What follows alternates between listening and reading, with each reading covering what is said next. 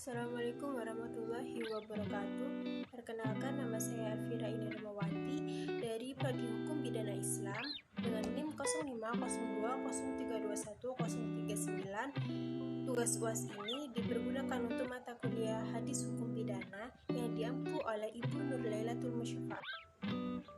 Di sini saya akan membawakan dua kasus yang terjadi di Indonesia akhir-akhir ini. Yang pertama adalah kasus pencurian. Dalam judul berita tersebut, yaitu pura-pura bertamu pria di Jember curi mobil milik orang tua temannya. Berita ini berisi seorang pria diduga mencuri mobil milik orang tua temannya.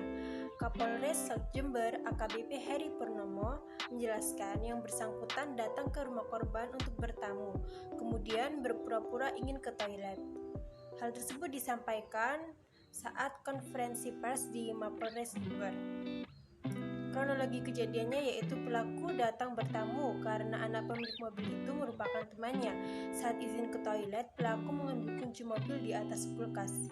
Lalu pelaku pamit pulang. Pada malam harinya, pelaku kembali ke rumah itu untuk mengambil mobil yang berada di garasi. Pelaku membawa kendaraan itu ke kecamatan Jenggawa, sedangkan pemilik mobil kaget melihat kendaraannya hilang dari garasi. Analisis kasus di atas menurut hukum positif yang berlaku di Indonesia yaitu kasus pencurian yang melibatkan sebuah mobil sebagai barang yang dicuri ditetapkannya pasal 363 ayat 1 ke 3 KUHP dengan ancaman paling lama 7 tahun penjara. Isi dari pasal 363 ayat 1 ke 3 KUHP yaitu dalam hal ini, pasal tersebut sesuai dengan kasus pencurian di atas karena dalam penjelasan pasal 363 ayat 1 ke 3 KUHP tertera bahwa perbuatan tersebut dilakukan pada malam hari, yang aksi pencurian tersebut dilakukan di ruang tertutup atau dalam narasi kasus di atas dilakukan di dalam garasi, serta tidak diketahui oleh pemiliknya atau orang yang berhak atas mobil tersebut. Sedangkan analisis kasus menurut hukum Islam yaitu terdapat pada hadis dari Bukhari yang berbunyi Bismillahirrahmanirrahim.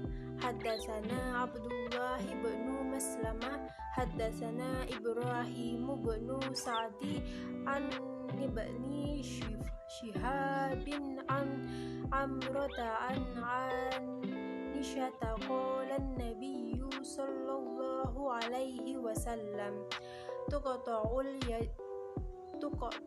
yadu fi rubu'i dinarin fasa'idan taba'ahu Abdurrahman ibn Khalid wa banu Akhiz Zuhri wa Ma'marun az-Zuhri.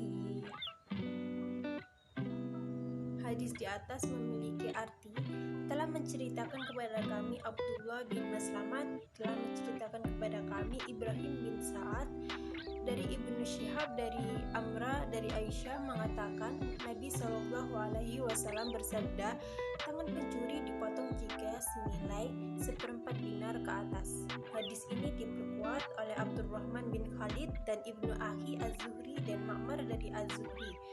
Bukhari 6291.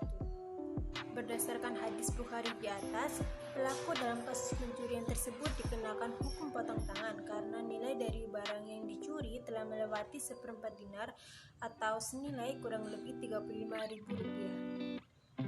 Kasus kedua yaitu mengenai hiroba atau perampokan dengan judul berdasarkan narasi Detik Sumut, Satreskrim Polresta Padang meringkus dua pria bernama Aisman 23 tahun dan Andika Farhan 22 tahun karena melakukan begal terhadap seorang driver ojek online. Menurut Kasatreskrim Polresta Padang menyebutkan modus pelaku melakukan aksi begal dengan cara memesan orderan ojek online di tepi banjir kanal Kota Padang. Saat korban sampai ke titik penjemputan, kedua pelaku langsung menodongkan pisau dan airsoft gun. Kedua pelaku kemudian membawa kabur sepeda motor korban.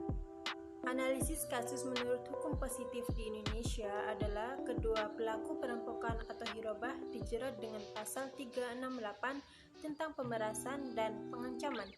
pada pasal 368 ayat 1 dan 2 KUHP berbunyi, yaitu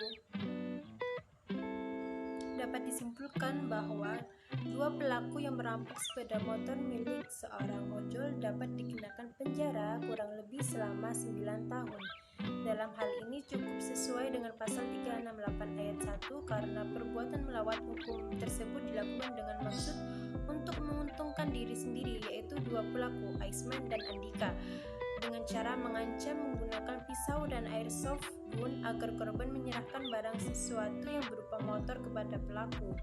Sedangkan maksud pasal 368 ayat 2 adalah ketentuan yang ada pada pasal 365 ayat kedua, namun yang berlaku pada pasal 365 ayat kedua saja, karena menurut isinya tindakan melawan hukum yang dilakukan oleh kedua pelaku dilakukan di tempat umum dan dilakukan oleh dua orang dengan bersekutu.